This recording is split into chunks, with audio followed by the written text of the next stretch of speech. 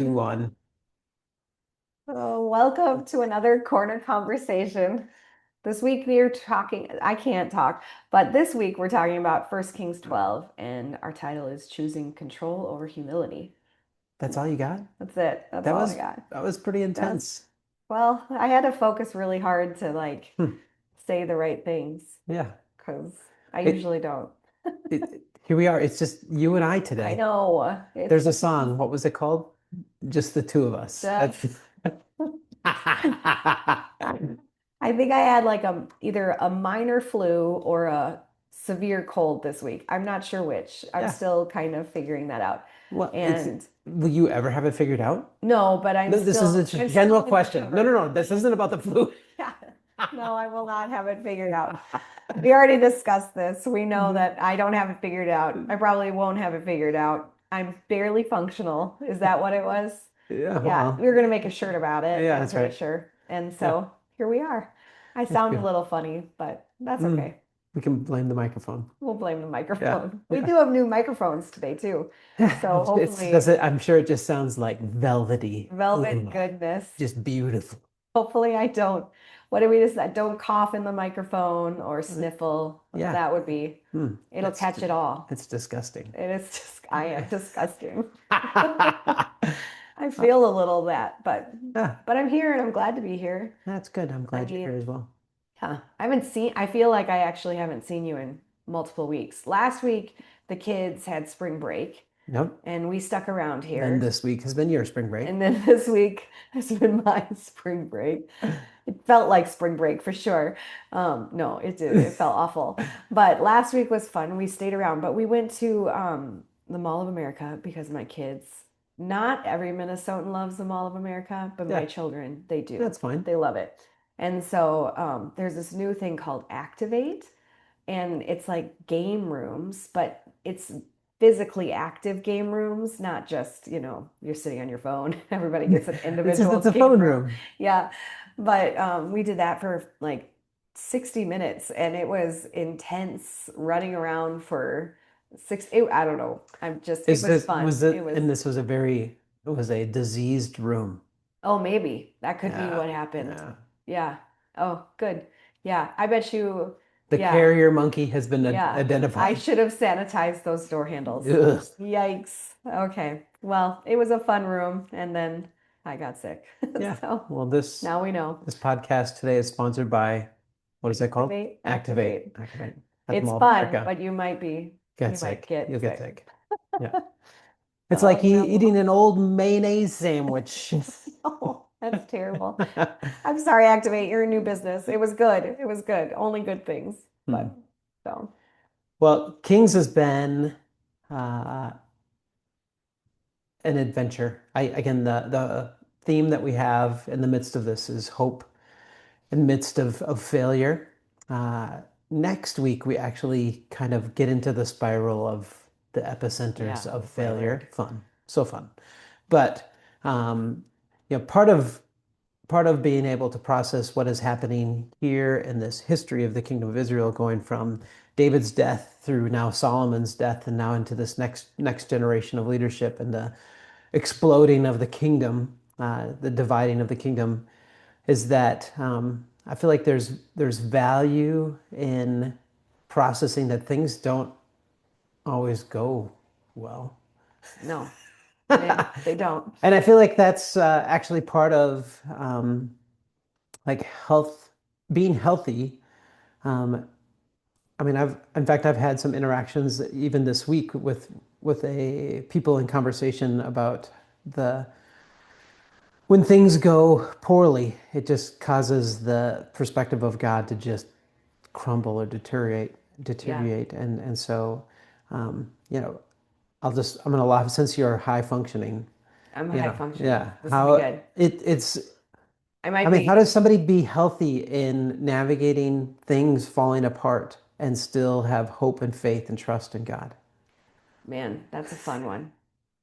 Thank you. I'm Yes. really excited to answer that question. I think one thing that I've been processing myself in that is just the healthy is sh figuring out where to shift, Yeah. like figuring out. okay, what brought us to an unhealthy moment, Mm. and how do we look forward? What needs to look different? I mean, I think that it's really easy for especially people that grew up in, I think especially people that grew up in church and have kind of felt this like heard the stories, oh, when everything goes wrong, like Yeah. God is mad at you, or you're not Hmm. honoring God, or you're not living up to his expectations, you're not praying enough, you're not doing, and I don't know if there's never a moment where there are some consequences to some of those things. Hmm. I don't know. I'm not like fully sure. Like I do think maybe there's some consequences to like not centering God the way you're supposed Yeah, to. well, I mean, somewhere there's a line, if I spill, well, let me rephrase that. If you spill your coffee, Yeah, me, not you, yeah, for sure. it isn't necessarily a moment of going, why God, why? Yeah. You know, Yeah. and though, Yeah. and then there is some point where that becomes a question that If you isn't, spill a Cambro of coffee, oh, you you might feel Hmm, different things. we may have just discovered the line. Yeah, it's in gallons. Yeah, Uh, yeah. yeah. But how do you, again, like knowing how everything works in beyond our comprehension is exactly that, beyond our comprehension. But how can, like, what is faith and trust and hope in the midst of things being rough? Man. I think, well, can I step back for a Yeah, second no, into please go First back. I'm Kings? sorry I interrupted you. No, no, no. I didn't mean like that. I wanted to talk about First Kings a little bit in chapter 12 in response. I mean, Yeah. that's what we're talking about today. But I was reading through it yesterday quite a bit and just kind of thinking. So there's these moments where Rehoboam was supposed to becomes the king Yep. after Solomon dies. Yep. And in the previous chapter, Jeroboam was an official, and the prophet told Jeroboam that he was going to be king of 10 tribes, and Rehoboam, or whoever is the next king, would only be kings of one, two Yep. tribes. Yep. And so Rehoboam becomes king, and the people come to him and say, hey, your dad was pretty harsh on us. We'd like it to be a little easier. Can you make that happen? And Yeah. Rehoboam says, give me 3 days to think about it. And so Rehoboam talks to the elders, and Yep. the elders say, Well, yep. go ahead. Yeah. First to the elders. Yeah. Yeah, Yeah. Yeah. first the elders, the So servants of Solomon. advisors of Solomon. Yeah. Yep. And they say, if you're kinder to them, if you're gentler with them, they will serve you. They will Forever. give you everything you want. And then he goes to his buddies. I was Yep. like his bros, his Yep. pals he grew up with. And he said, what do you guys say? And they're like, well, you need to be harsher, twice as Hmm. harsh as your dad. And Yeah. you need to tell them, you see this pinky, my pinky is bigger than hitting my dad's waist. Which I thought was just such a Was it waist or thigh? I can't remember. well, the version I said was waist, but it Yeah. could have been thigh. Oh, it's Either way, the weird. It's weird. it's No. weird. Yeah. Yeah. It's all like you throw down your power and your strength. And so Rehoboam listens to his friends, Yep. does that. People come back, and then they're like, "Well, forget it. Then I'm going back to my hometown. The house of David's done nothing for us, so you can have yours, and we will be our own people." And they left, and then people in Judah were right there, so they couldn't just leave. And he Yep. sent out his guy to like enslave the people basically, and instead they stoned him. And then Rehoboam escapes, and Jeroboam becomes king. And then there's all these things that happen. They want to wage war It's about to against. be civil war, Yeah, it's about to and be yeah. civil war. And I love the verse where it's like, don't attack your brothers. Yeah. Like, and Yeah. I just was like, this is like every parent, going on a road trip with the kids in the back Yeah. seat, and like, I'm gonna pull this car over.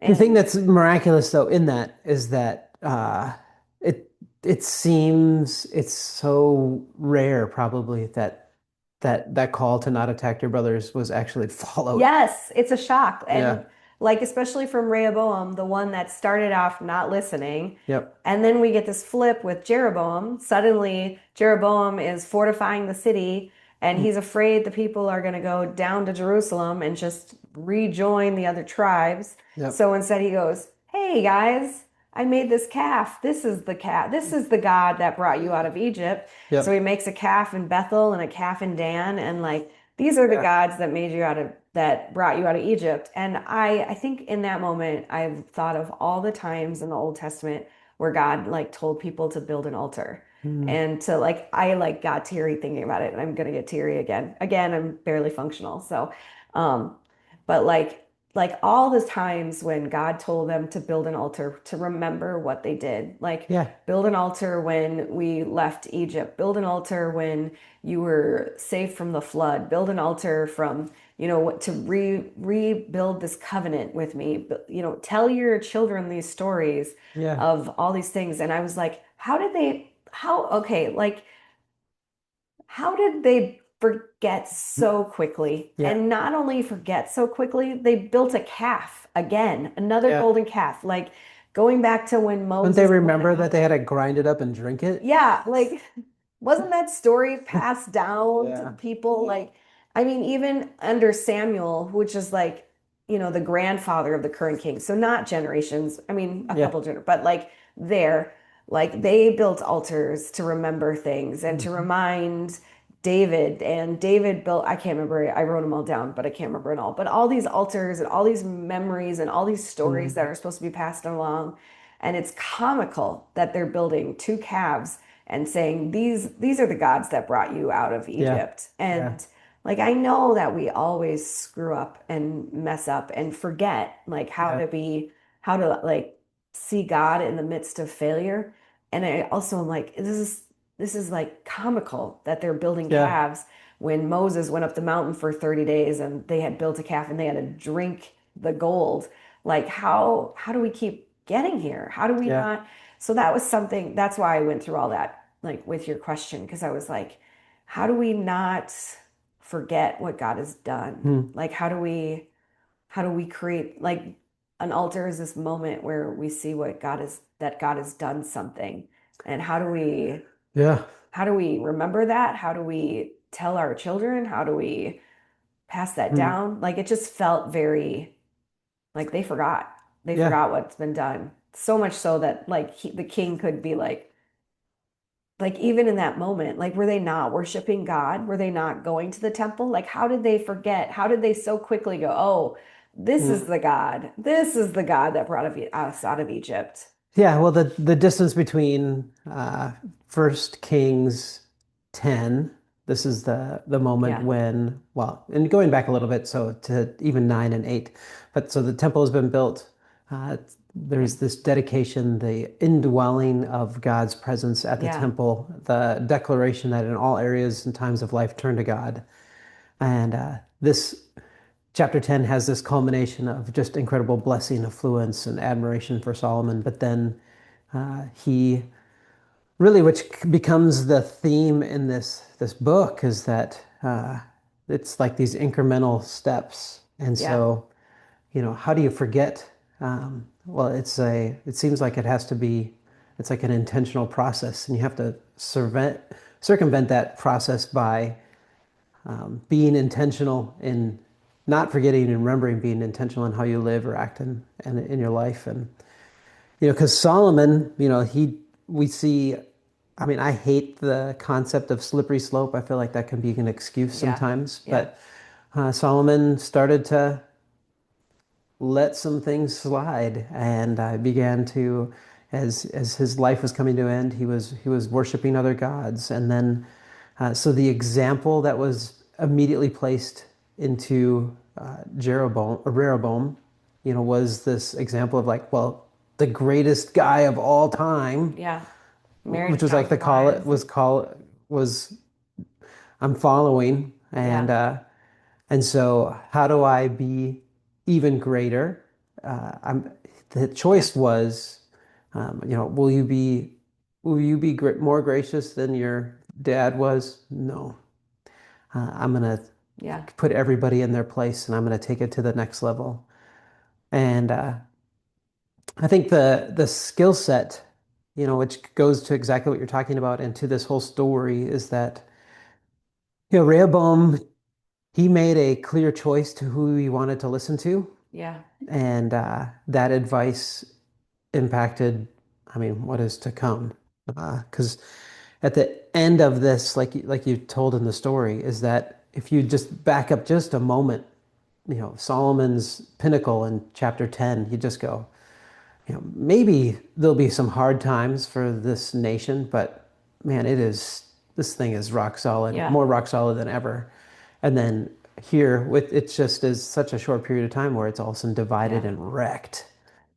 And so, this narrative, this story is there should be admiration and processing of what happened, but how does this come to us? Is a good moment for us to process that, in my Yeah. splendor, Yeah. um, you know, there's the importance to who we listen to and the importance to our heart Yeah. is is such an important thing. And so how do we what was going on with them, but what is going on in me that I Yeah. would, in a moment, it's so easy to just, forget the things that I've gone through in the past and forget the blessing or the encouragement, the realities of God's interaction relationship with him and to start to listen to bad advice and to become more selfish. Like these things are all Yep. available. Well, and it's so hard because it starts with Solomon asking for wisdom.